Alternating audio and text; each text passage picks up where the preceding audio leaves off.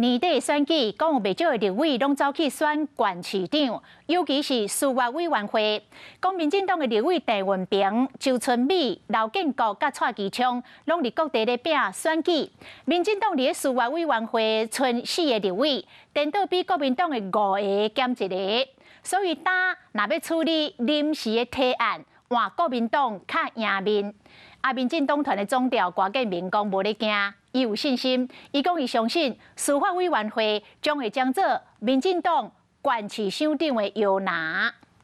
在场的我们委员人数不足3人哈，所以我们议事录待会再确定。下晝9點正，立院司法委員會開會時間一個到，委員席煞攏無人。出席委員游文、玉蘭等11人，請假委員鄭委員運鵬。鄭文平當地咧桃園拼選前，民進黨立委剛有單搖票1個人伫咧現場坐鎮，無偌久後，小刷未來攏是國民黨的立委。今天会觉得有点孤单？不会，因为跟曾明忠委员，其实我跟招委他们私底下我们都很谈得来，但不过没关系的，因为我们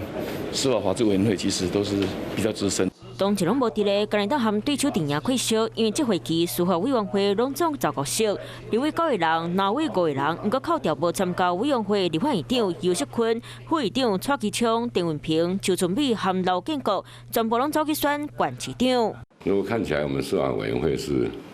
县市长摇篮，共同只有什么好监控操作，选举要输赢的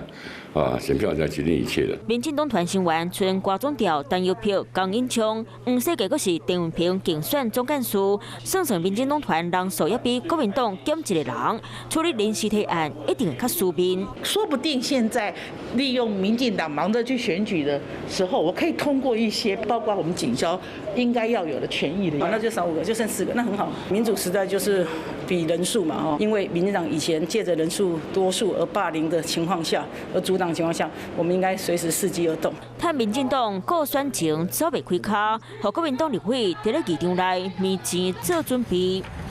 Hello， 大家好，我是乃瑜，要教给大家2个任务。第一个，华视新闻的脸书专页，你按赞了吗？还有华视新闻的 YouTube 频道，赶紧订阅起来，还要记得按赞，开启小铃铛哦。